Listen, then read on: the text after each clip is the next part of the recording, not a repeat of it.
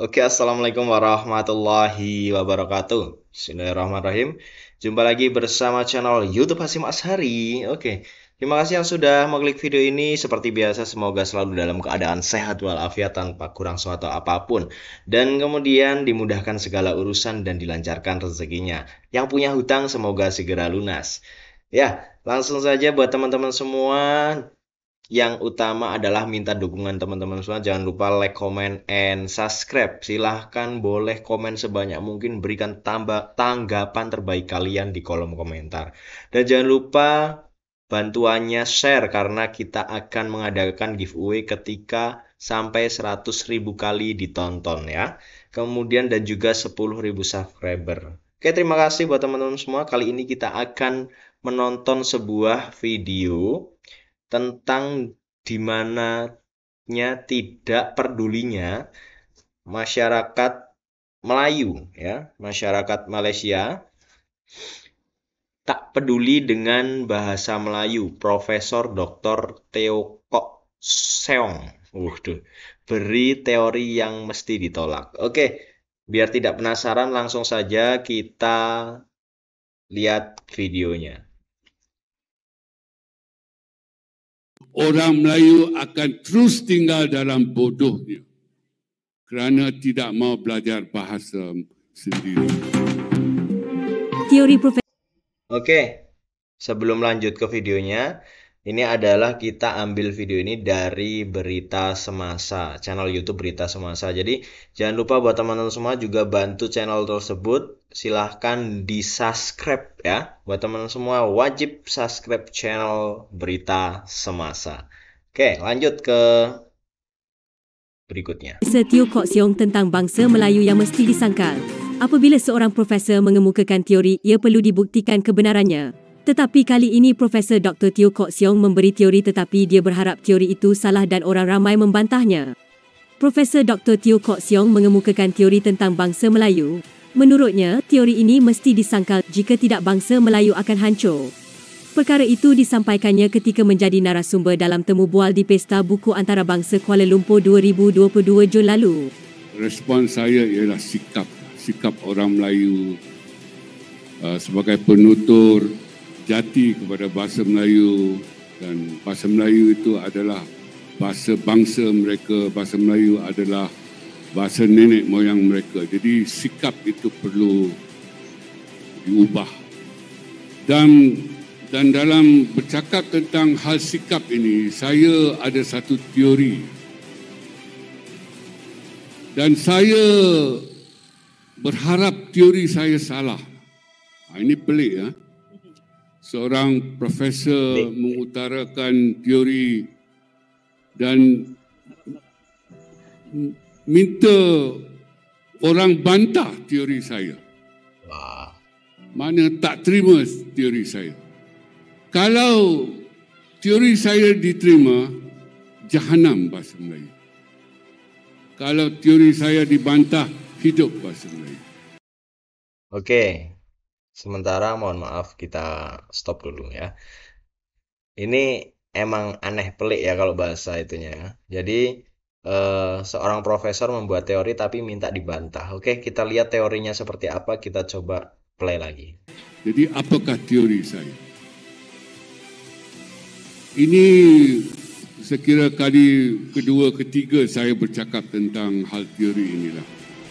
Dan ianya diterima baik oleh Tan Sri Rais Yatim yang berkata walaupun pahit kita harus terima. Tetapi saya kira tidak diterima oleh rakan-rakan pejuang bahasa yang lain. Teori saya ialah orang Melayu, Malaysia, bukan kelompok etno bahasa. Bukan. Jadi apa makna kelompok etno bahasa?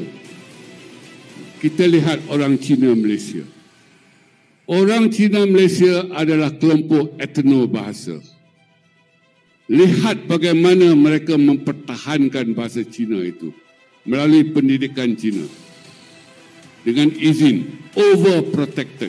Padahal mereka tak perlu pun mempertahankan bahasa Cina sedemikian rupa. Kerana bahasa Cina akan berkembang maju dilindungi oleh tanah watannya, China, Hong Kong, Taiwan dan juga Singapura lah. Sedikit sebanyak. Tak perlu pun orang Cina, Malaysia bermati-matian over protect the Chinese language, tetapi mereka melakukannya. Saya kira itu ia tanggungjawab etnik lah. Hari ini 170 tahun kemudian keadaannya masih sama. Orang Melayu sebahagian besarnya tak cakna terhadap bahasa Melayu. Yang pejuang ni boleh bilang dengan jari lah. Jadi itu teori saya. Orang Melayu bukan kelompok etno bahasa, tetapi orang Melayu ialah kelompok etno agama. Jangan usik agama mereka. Jangan. Bila dipertikaikan tentang Islam, kita tengok yang membantah itu, yang nak jadi barisan hadapan sampai nak bunuh. Dan kawan-kawan Melayu beritahu saya, yang nak jadi barisan hadapan tu, dia puasa pun tak pernah cukup. Sembahyang pun jarang-jarang. Tetapi hina agamanya, mereka sanggup berada di barisan hadapan. Tetapi untuk bahasa mereka sendiri ikut memperlekehkan bahasa mereka sendiri. Pernah saya tegur sekumpulan pengamal media ni pada satu ketika dahulu dalam rancangan realiti ni, kan kita nak perkenalkan seseorang peserta itu, maka kita kata lihat playback ini, kan playback ini. Jadi saya pun kata takkan tak ada perkataan Melayu untuk playback. Dia kata ada pada belakang. Takkan itu maknanya. Maknanya mereka sanggup mempersendakan bahasa mereka sendiri. Dengan kata, kalau kita guna playback dalam bahasa Melayu, kita akan gunakan main belakang. Kan lucah kan. Takkan itu yang akan mereka gunakan, tapi mereka sanggup memperlekehkan bahasa sendiri. Jadi saya kira teori saya itu harus ditolak.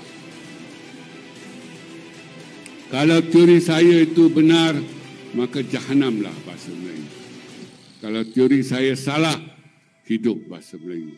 Jadi ramai orang tak suka tentang teori saya ini. Tapi itulah penjelasan yang saya boleh berikan tentang mengapa orang Melayu tak begitu hirau tentang bahasa mereka. Mereka tak peduli, kan? Dan itu telah dibuktikan melalui apa yang ditulis oleh Munshi Abdullah pada tahun 1850-an dalam dua karya beliau, Pelayaran Abdullah dan Hikayat Abdullah. Ditulis di situ, orang Melayu akan terus tinggal dalam bodohnya kerana tidak mau belajar bahasa sendiri. Belajar di situ ambil tahu. Jadi saya kira sikap itu penting.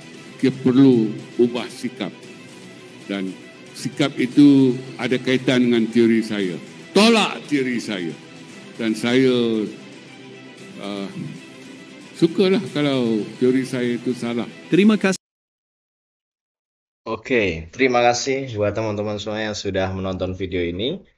Dan apa yang bisa kalian tangkap dalam video ini, silahkan kalian tulis di kolom komentar.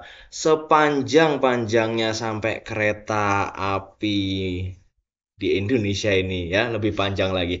Oke, nggak jelas dikit nggak apa-apa. Oke, terima kasih buat teman-teman semua. Jadi apa yang kita tonton video tadi adalah intinya orang Melayu ini, Malaysia tidak peduli dengan bahasanya sendiri. Jadi dia tidak mau belajar dengan bahasanya sendiri. Jadi perkembangan bahasa Melayu Malaysia itu tidak akan berkembang pesat karena masyarakatnya sendiri pun tidak mau belajar bahasanya sendiri. Kalau kita sebagai orang Indonesia itu dari ketika kita take sekolah paling rendah, SD, sekolah dasar ataupun taman kanak-kanak itu sudah diajarkan menggunakan bahasa Indonesia. Dan bahkan ketika kita balita di setiap keluarga mungkin sudah digunakan yang namanya bahasa Indonesia. Jadi dari kecil kita sudah ditanamkan bahasa kita sendiri. Jadi kita dukung terus bahasa Indonesia agar bisa menjadi bahasa internasional. Oke, mungkin itu saja dari saya. Ketika terdapat kekurangan, saya mohon maaf yang sebesar-besarnya. Kita hanya belajar dan melihat sebuah video dari tayangan-tayangan channel YouTube tersebut. Oke, itu saja yang dapat kita tonton. Saya akhiri. Wassalamualaikum warahmatullahi wabarakatuh. Jangan lupa like, comment, and subscribe.